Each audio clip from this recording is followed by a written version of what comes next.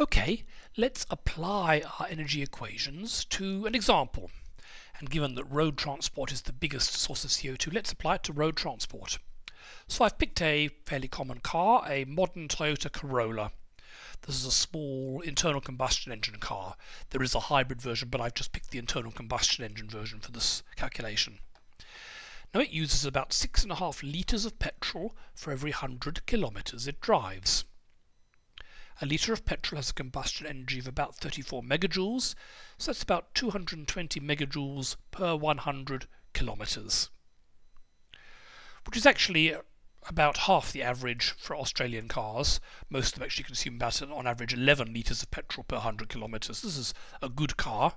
The reason for that is that most cars in Australia are bigger than this and less efficient, often older.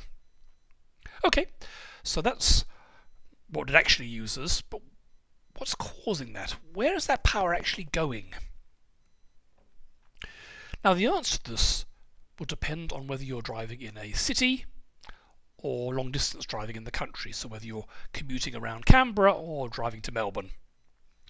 Because they're quite different. In cities you normally drive at a low speed and you have lots of stops and starts. You might come to a traffic light, stop, accelerate away, then have to turn a corner, slow down, go around the corner, and so on. Every time you stop or slow down and then speed up again on the other side, you need to accelerate again and so put in kinetic energy. So on my drive from my home to ANU, it's about 5 kilometres, but I typically need to stop or at least slow down drastically about 10 times, going around corners, waiting at stop signs, waiting at traffic lights, waiting in traffic jams and so on. And the trouble is, every time you stop, you need more power to go in, and that power is then wasted when you stop again. Because in an internal combustion engine car, when you slow down, you use the brakes, and so the energy, your kinetic energy of motion, goes into heating up the brakes. You can see race cars, sometimes the brake pads are glowing, they're so hot from all the braking. It doesn't happen for normal cars, but the energy ends up as heat and is therefore wasted. So for city driving, it's going to be the stopping and starting that's going to waste most of your energy, as we will see. How about long distance driving? Let's say I go and drive to Sydney. Now you're going at much higher speeds and there are few stops and starts. Now because you're going faster, that means drag force is going to dominate, because drag force is proportional to v cubed, whereas rolling resistance doesn't depend on the velocity. So when you go fast enough, drag force will always dominate. So most of your energy is going to be used for overcoming wind resistance. Let's do the numbers on that. So here's our urban energy estimation. So we're assuming, based on my commute, that you stop every 500 meters. And let's assume that in between stops you accelerate to 60 kilometers an hour. That might be a bit unrealistic, but that's what I assumed, which is 16 meters per second. So basically, to go 100 kilometers, you're going to have to accelerate 200 times, once every 500 meters. And each of the time you're going to need a half mv squared. Toyota Corolla weighs about 1.5 tons, 1,500 kilograms, velocity 16 squared, so that turns out to be about 40 megajoules. Okay, so that's the starting over and over and over again. How about rolling resistance?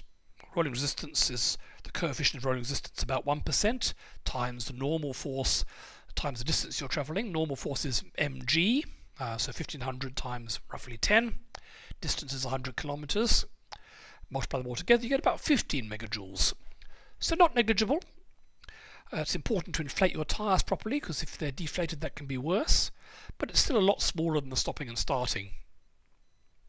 And then finally we get the wind resistance energy. If we assume you go the whole 100 kilometers at 16 meters per second, of course realistically you're spending some of the time slowing down and speeding up, but yeah, this is an estimation. So you've got the drag force times the distance, and that comes out as about 12 megajoules. So adding it all up, it's dominated by the repeated starting and stopping, and that's usually what happens in cities. You need about 67 megajoules per 100 kilometers. Okay, how about highway driving? Now highway driving, there's much less stopping and starting, perhaps only, if you're lucky, just one acceleration per 100 kilometers if there's little traffic. And accelerating up to 110 kilometers per hour needs more energy than going to 60 kilometers an hour, but you're only doing it once. It adds up to about 0.7 megajoules. It's going to be almost irrelevant. Rolling resistance doesn't depend on the speed, only the distance, so it's going to be the same whether you're driving on the highway or in the city. So we take our number from the last slide, about 15 megajoules. But drag, wind resistance is going to be much greater because it depends on v squared.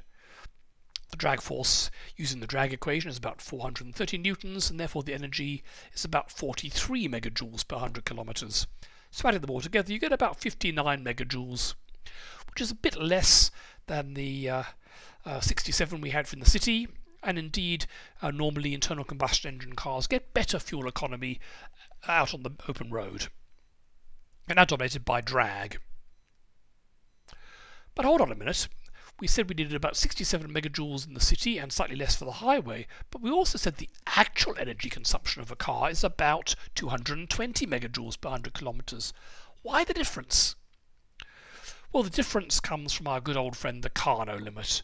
Internal combustion engine is a heat engine. It takes petrol, burns it, and turns that heat into motion. And hence it's subject to the Carnot efficiency limit that we've seen before. If you ran the engine really hot, this could be near 100%, but you can't run the car engine that hot. It would melt.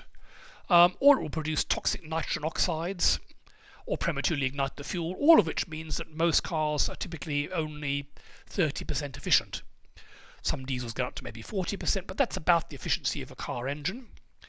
So if you burn 220 megajoules worth of fuel, you only get 30% of that, which is about 66 megajoules of energy, of useful energy, which is actually pretty much what we calculated. So it all actually fits.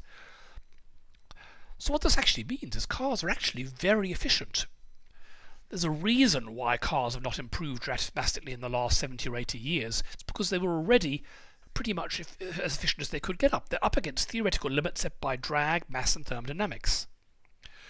If you want to make a car faster, you need to get rid of the air around it or make it super streamlined, but that won't help you that much. As long as cars are the size they are, weigh what they do and are driving through an atmosphere and running on rubber tires, there's not much you can do to make cars more efficient. Which is why modern cars, they might look different and have better home entertainment systems, and they're a bit more efficient, but they're not drastically different from a car in the 1960s.